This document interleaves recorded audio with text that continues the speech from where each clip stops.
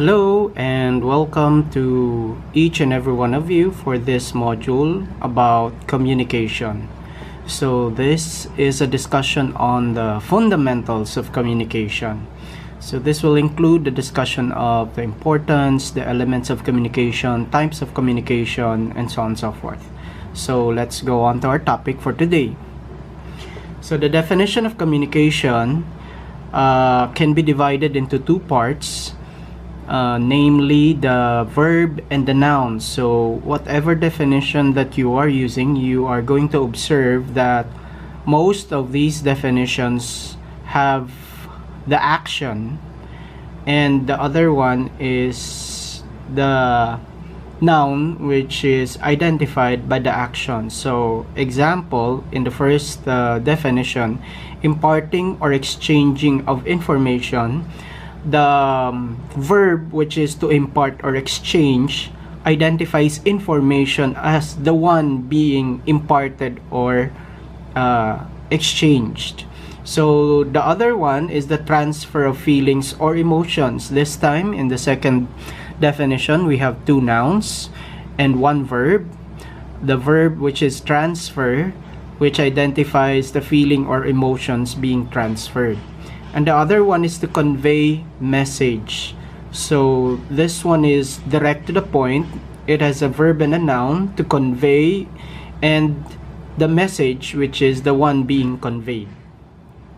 So I usually ask my students to look at the image below the definition and try to ask them if they observe any difference between the two images on the left and on the right side. So asking the same questions from you, you're going to see that the image on the left side, this one, uses the cups to communicate. So this one, this guy is talking to this guy, which has the cup in his ears.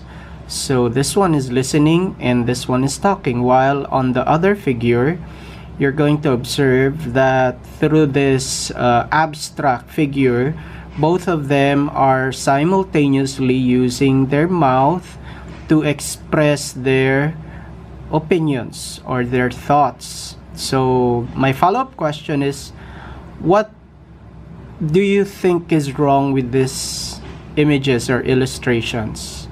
So hopefully you can also identify which one is the proper way of communicating and why, and which one is not supposed to be used during communication, and then why. Another part of the discussion in communication is the objective. So it answers the question why. Why do we communicate? Why do we need communication?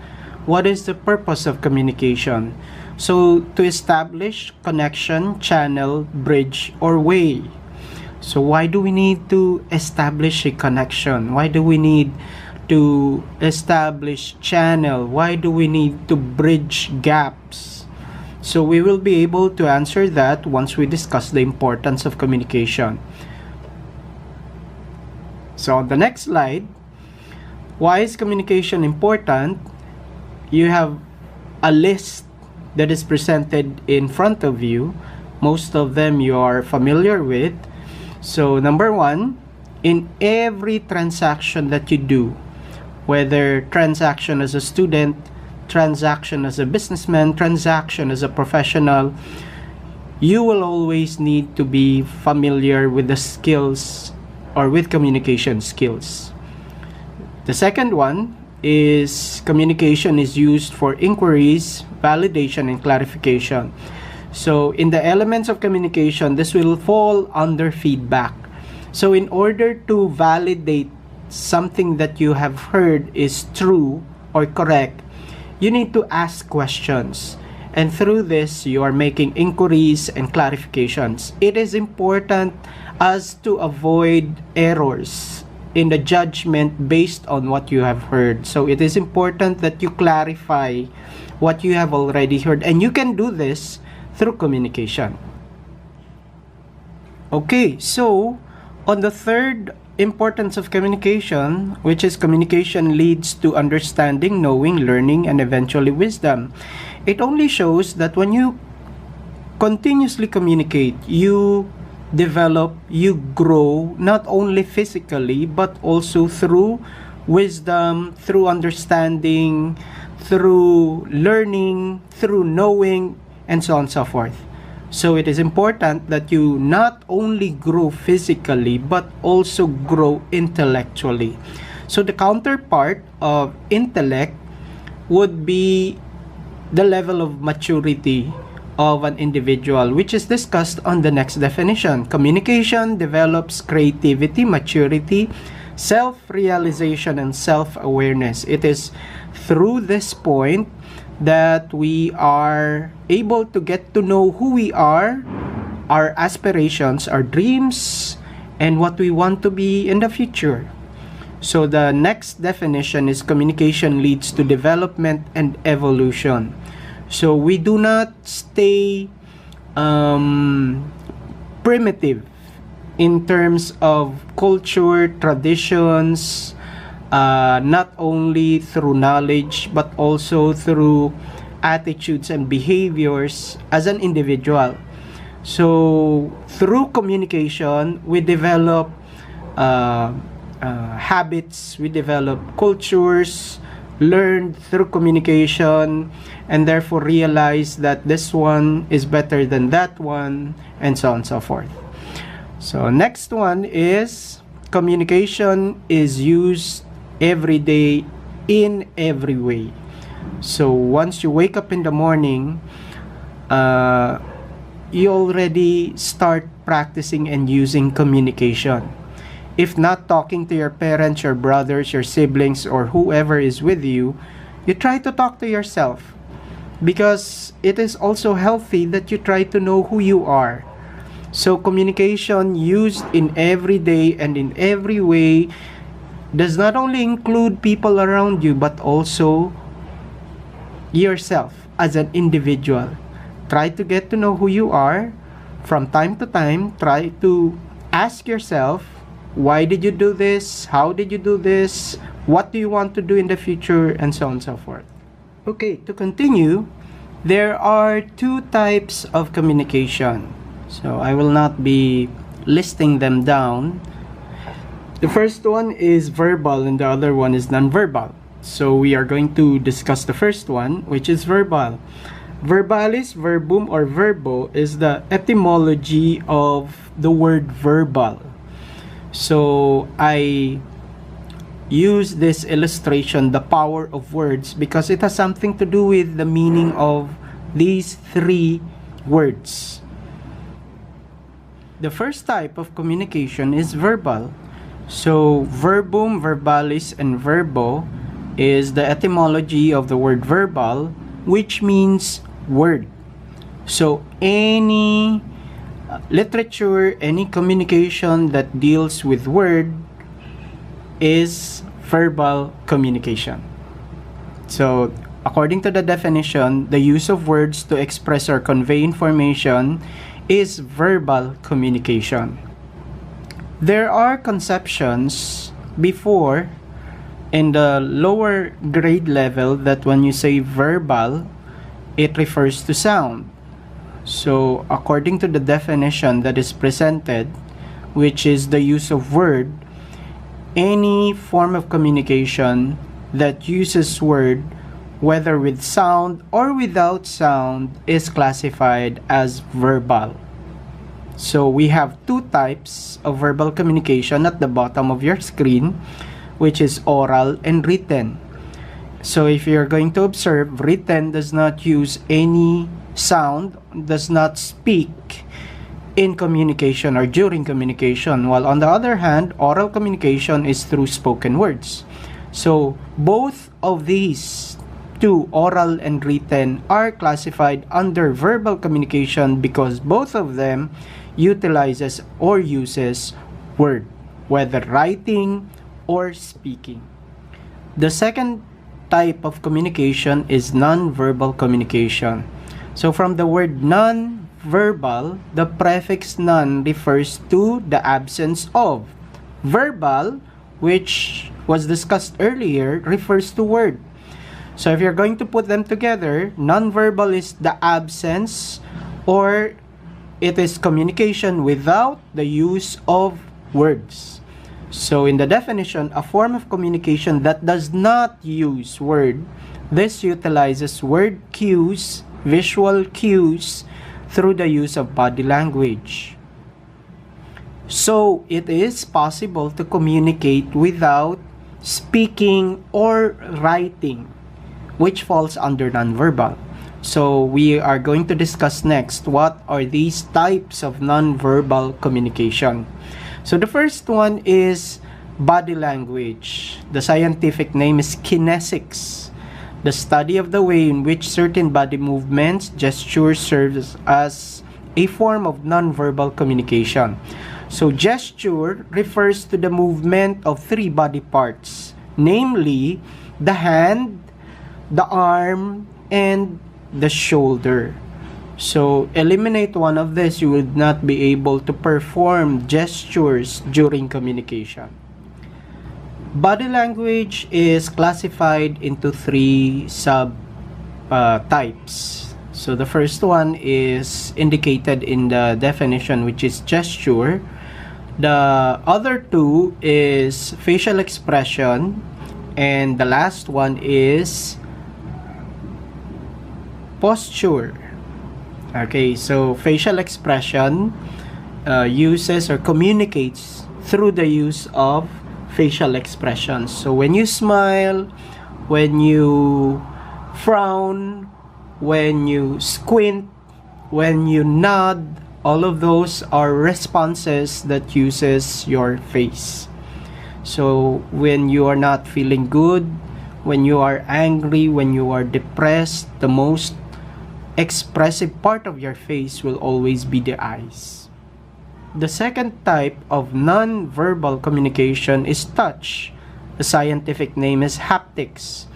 So according to the definition, this is a branch of non-verbal communication that refers to the way in which people and animals communication and interact via sense of touch.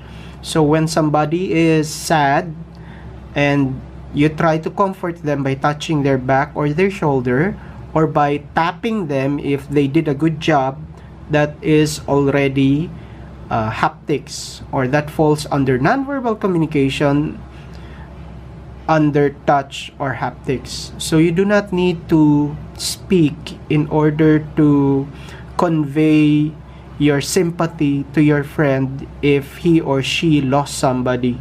You just rub their shoulders, tap their back, and they would already be able to get what you are trying to say even without speaking a single word. So another form of nonverbal communication, which is physical environment or paralanguage.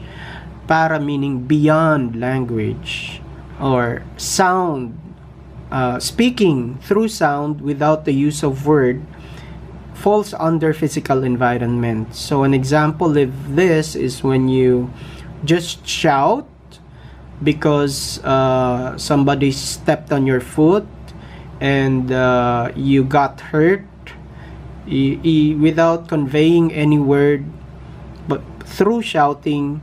That is already a form of paralanguage. So it is already communicating something to the people hearing that particular sound, that somebody is in danger or somebody got hurt.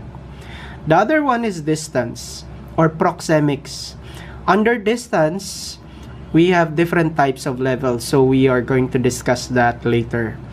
Proxemics, it deals with the amount of space that people set between themselves and other people. So this is what we call our space, and we have personal spaces and we have public spaces. So how do we classify the different levels of proxemics? So the different types or the different levels of proxemics is divided into four: intimate, personal, social, and public. So the intimate side, this one is where you keep people that are close to you. Usually people that are related to you by blood, your relative, your mother, your father, your siblings, your aunt, your nephew, and so on and so forth. So this is a very exclusive area reserved to very close people. The second one is personal. This area is reserved for people whom you can talk to regarding your secrets, regarding your problems. So these belong to the people who are classified or categorized as your close friend, your best friend, your special friend, your intimate friend. Yes, including your boyfriend or your girlfriend. Okay, the third one is social. So under social, these are people whom you regularly see on a daily basis, but you are not familiar with their name. So they are also known as acquaintances. So acquaintances are people, like what I said, you regularly see, like your classmates, but you are not familiar with who they are, their background, and their aspirations. You may know their name, but beyond that level, you have no idea whatsoever beyond that point. So the last one is public. Public is an area wherein people are common through their face value. So when their face is familiar, but you do not even know their name, and obviously you do not know their background, they belong to this area, which is public. So when you go to the accounting office and pay for your tuition fee, which is 4 times every semester, and you see the same face, they belong to the public area of proxemics. Elements of communication. We have 4 elements because communication is a process. So this process is composed of these elements. So you take away one of this element, then the process would be incomplete. And it would eventually lead to what we call as miscommunication. And you know the outcome of a miscommunication. It leads to misunderstanding, and eventually to arguments, and eventually to more negative things. Negative things that would escalate, that eventually started with miscommunication. So let's start. What are these elements? Number 1 is the speaker, which is also known as the origin. The origin of the information being transferred. So the source and the origin of information or the message is also known as the speaker. So if you are going to look at other definitions of the speaker or the elements of communication, you will observe that the speaker will take on another name or another label. So it may be called the origin, it can be called the source, and for this particular discussion we are going to use the term speaker. The next one is the medium. The medium is the channel that bridges number 1 and number 3. It's a bridge that connects the speaker and the listener. So this bridge is supposed to be specific, and it should cater to both the speaker and the listener. Cater in terms of that they should have the same medium or channel that they are using. Because if they are in a different level, they would not be able to connect with one another. So what is this medium? This medium is called the language. So we are connected, we can communicate because we use the same language. So imagine if we have different languages, one person is using Chinese and the other one is using Chinese, and both of them talk to each other, and eventually one of them does not know how to speak the other language. Miscommunication again would step in. Okay, the third one, listener, is defined as the target of the speaker, the receiver of the information or the message. So the listener literally is the person listening to the speaker, the one accepting the information, the one receiving the information. And the last one is feedback. Feedback is from the listener going back to the speaker. So feedback is classified under 3 types. So I call them the 3 R's of feedback. What are the 3 R's of feedback? The first R is response. The second R is reply. The third R is react. The first 2 R's, response and reply, requires you to talk, to answer back through speaking, and the other one is to answer back through typing or texting in a message, while the other one does not require you to talk or write. It only requires you to react. So there are instances when somebody slapped you and you do not have time to say a word, you just react through facial expression, through gesture that is already classified as a feedback under reaction. This is the diagram used to illustrate the elements of communication.